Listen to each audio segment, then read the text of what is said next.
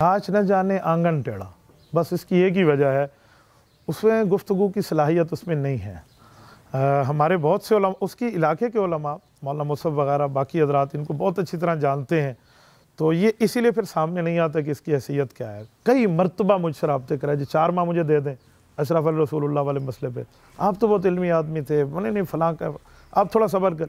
4-4 माह देकर 1-1 साल मैंने इसका इंतज़ार किया।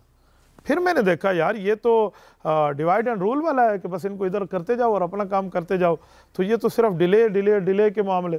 फिर मैंने न इसे डील किया न इसको ढील दी है, फिर हमने इस पर वो गुफ्तगू की है जैसे करने का हक हो। अब मिर्ज़ा के माशाअल्लाह स्टूडेंट जो हैं वो मेरे ख्याल में इल्मी तौर पे बीना नहीं है, अल्लाह पाक उन्हें बीनाई इल्मी अता फरमाए, बस वो इसी के मामले में हमारे उन्होंने ये कह दिया, वह कह दिया। शुरू में ये इस तरह एक पिक्चर क्रिएट करते हैं जी, हम तहकीक की मशीन में डाल देंगे, ये कर देंगे, वो कर देंगे, इस तरह के तो सवालात हैं।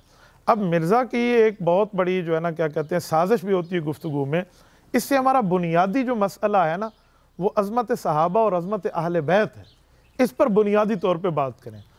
तो ये उससे हट के इख्तलाफी मसाइल में, अब कुछ अर्सा पहले इन्होंने मुझे कहा जी आपने फ़लाँ जगह तर्क रफ़ यदैन के बारे में गुफ्तगू में ये कहा।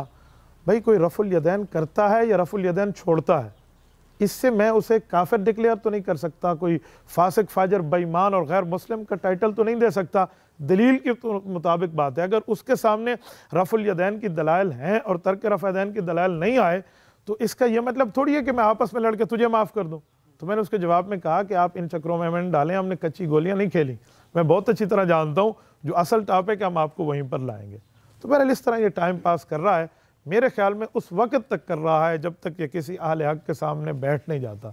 जिस दिन ये बैठ जाएगा इसकी ज़वाल शुरू हो जाएगा, आप इसको देखेंगे कभी क्या और कभी क्या के मामलात होंगे।